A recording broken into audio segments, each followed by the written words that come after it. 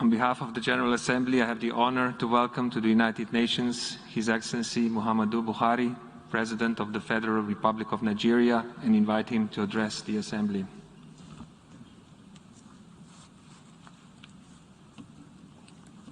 Mr. President, Heads of State and Government, Mr. Secretary General, distinguished delegates, ladies and gentlemen.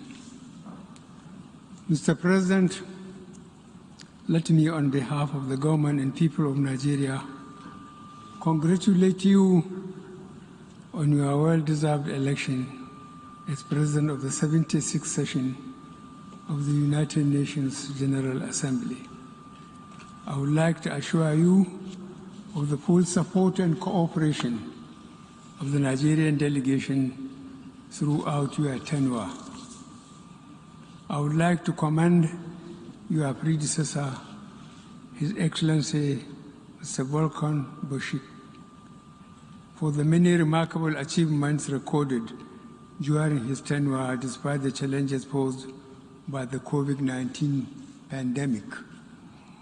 Permit me to congratulate the Secretary General Antonio Guterres on his re-election and commend his strong commitment to making the United Nations more alive to its responsibilities.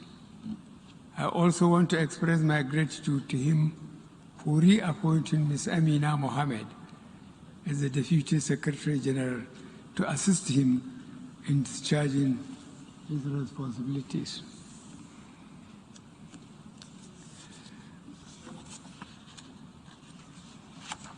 Mr. President, excuse me, the theme of this year's General Assembly, building silence, resilience through hope to recover from COVID-19, rebuild sustainability, respond to needs of the planet, respect the rights of the people, and revitalize the United Nations sums up our common desire to rescue our planet, recover our economies, and restore hope to all the peoples of the world. In this regard, my delegation will continue to support the United Nations as the indispensable forum for international cooperation and the cornerstone of the multilateral system rooted in respect for international law, including international human rights law, and predicated on a rules-based order. On our part, Nigeria has made efforts to contain the virus and hold its deadly onslaught on our people. Our efforts have been rewarded with moderate success. At the outset, we recognize detection and contact tracing to be important tools in combating the virus. In this connection, from a mere 4 laboratories with testing and detection capacities, we ramped up the facilities to over 140 centers today. Similarly, we built isolation centers and emergency hospitals wards in record time all over the country. We carry out genomic sequencing in designated laboratories across the country with a view to detecting variants in circulation. In addition, over 40,000 healthcare workers have recently been trained on infection, prevention, and control measures with the support of various partners. Nigeria remains grateful for the assistance received from our partners and friends all over the world. Vaccination is the key to our safe emergence from the pandemic. We fully support the COVAX initiative, from which we have benefited. We also thank the United States of America, Turkey, India, China, European Union, and others for the vaccines provided. Despite the acknowledgement, however, I would like to reiterate my call for a fairer and more equitable distribution of vaccines in all countries so that together we can fight and contain the pandemic. The rising wave of newer and more contagious strains makes this even more urgent. No country can afford the socio-economic implications of prolonged shutdown. It is imperative to underscore that no one is safe until everyone is safe. Mr. President, Nigeria remains deeply concerned over the illicit trade, transfer, and circulation of small arms and light weapons. Their excessive accumulation and uncontrolled spread in many regions of the world are having devastating humanitarian and socio-economic consequences, especially on the continent of Africa. It is on this note that my delegation calls for the worldwide application of the Arms Trade Treaty to codify accountability in conventional arms trade, which is critical to the security of nations. This is in recognition of the need for a broad-based global partnership in the ongoing battle against transborder crimes, including terrorism and piracy.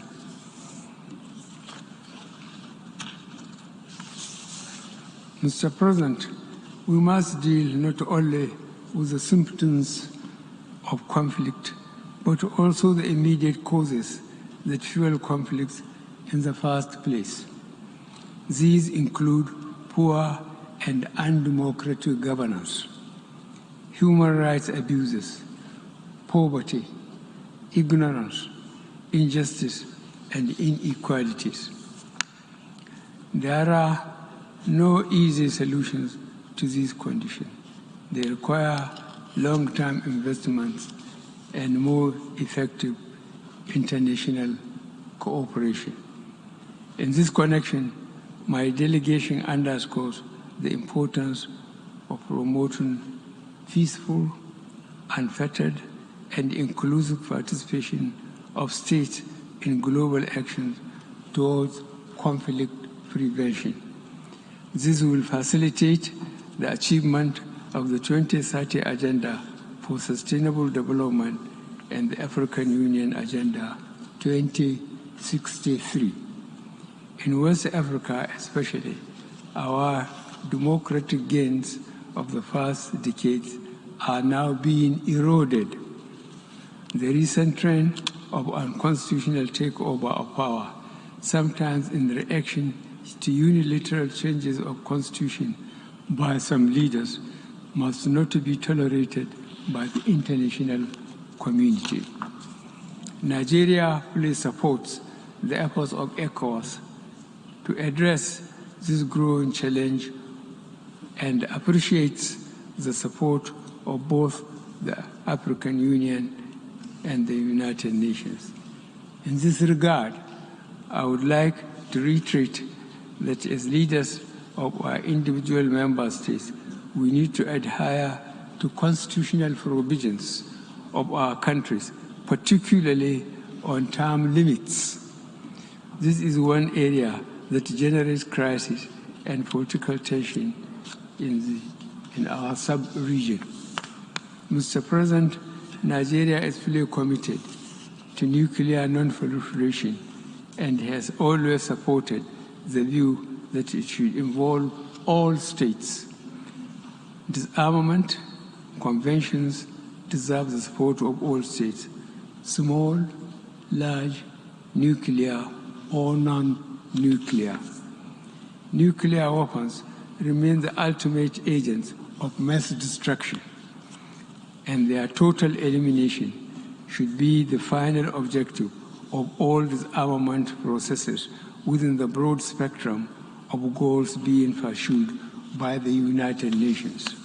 In this regard, Nigeria would participate actively in forthcoming review conference of Nuclear Prohibition Treaty and also the first meeting of states parties to the landmark treaty on the provision of nuclear weapons, scheduled to take place within the first quarter of 2022. Nigeria regards these upcoming events as important steps towards realization of a world free of nuclear weapons. We are therefore supportive of any diplomatic efforts in this direction. We hope that the upcoming Nuclear Prohibition Treaty Review Conference would lead to a successful outcome that would facilitate the nuclearization of the world. We will do our part to ensure such an outcome. Mr. President, terrorism continues to dominate security discourse worldwide. In Nigeria, Boko Haram, terrorist group, though fragmented by internal strife and weakened by our defense forces, is still active and preying on soft targets. Nigeria will continue to work closely with United Nations counter-terrorism bodies and entities with a view to bringing this scourge to an end. Nigeria has spared no effort in addressing the challenges of terrorism posed by the activities of Boko Haram in northeast Nigeria, the Lake Chad region, as well as banditry in the northwest and north central. Mr. President, the impact of climate change is already with us in Nigeria, manifesting in various ways: conflict trigger, food insecurity, drying up of lakes, loss of livelihood, and youth migration, among others. The trend is the same in many other countries that are threatened by forest fires, rising seas, drought, and desertification. As leaders, we must create inclusive and gender-sensitive policies that address all issues connected to climate action for mitigation and resilience. This is why we are working on a transition to low-carbon economy consistent with achieving the Paris Climate Agreement on the Sustainable Development Goals. Mr. President, combating illicit financial flows and ensuring the recovery and return of illicitly acquired assets have the potential to provide resources in the immediate term for financing development in the area of COVID-19 pandemic and beyond. It drives national governments of resources needed to provide adequate and meaningful sources of livelihood for their citizens. The latter gives rise to more irregular migration patterns and unwholesome consequences for interstate and human relations. Mr. President, the issue of debt, we have seen that developing countries have been faced with unsustainable debt burdens even before the pandemic. The COVID-19 pandemic has increased the risk of a new wave of deepening debt where vital public financial resources are allocated to external debt servicing and payments at the expense of domestic health and financing for critical development needs. Therefore, there is an urgent need to consider expansion and extension of debt service suspension initiative to include all least developed countries and small island developing states facing fiscal and liquidity challenges. Mr. President, Nigeria reaffirms that international trade is an engine for development and sustained economic growth, as well as global eradication of poverty. We therefore call for the reform agenda that will engender better recovery from this crisis, build resilience to future shocks, and pursue transformative development strategies that can deliver the 2030 Sustainable Development Goals. Mr. President, the global food system has in recent times been impacted by several factors, such as population growth, availability and accessibility of arable land and water resources, climate change, and loss of biodiversity. Climate change and unpredictable shocks, such as the current global pandemic, further exacerbate vulnerabilities in the global food system, requiring the United Nations urgent attention. Mr. President, Nigeria has been steadfast in safeguarding human rights, including the advancement of women, the protection of children, the protection of the rights of people living with disabilities, the treatment of migrants, refugees, returnees, and displaced persons, as well as the promotion of fundamental freedoms through all legitimate means.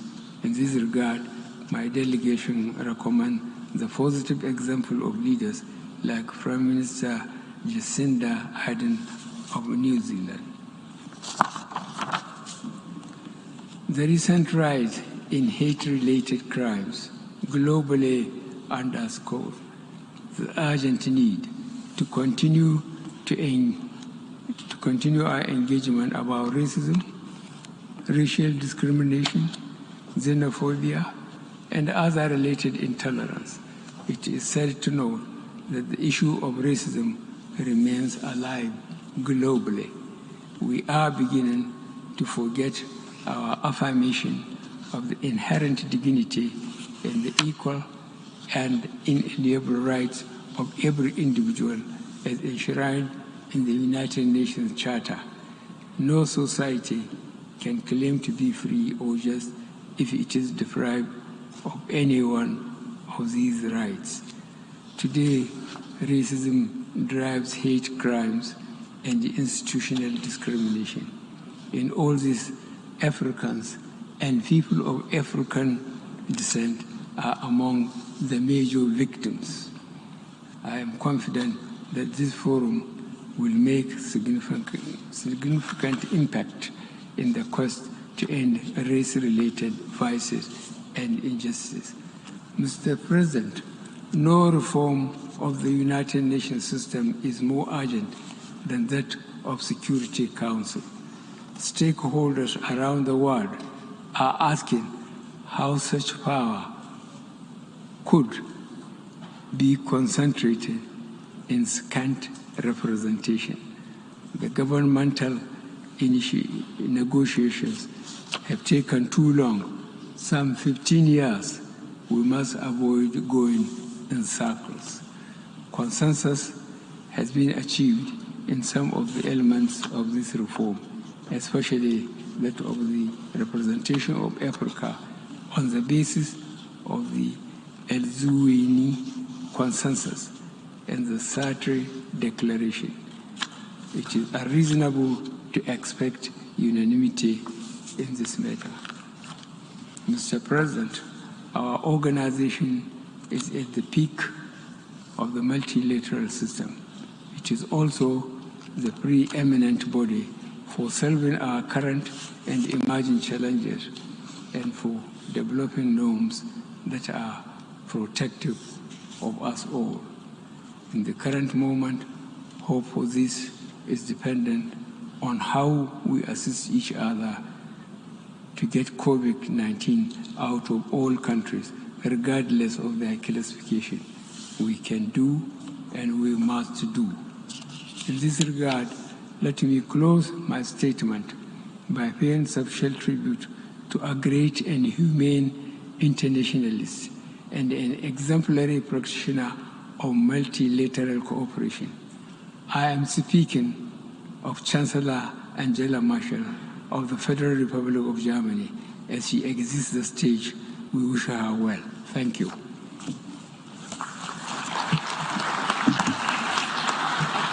On behalf of the General Assembly, I wish to thank the President of the Federal Republic of Nigeria for the statement just made, and I request the protocol to escort His Excellency.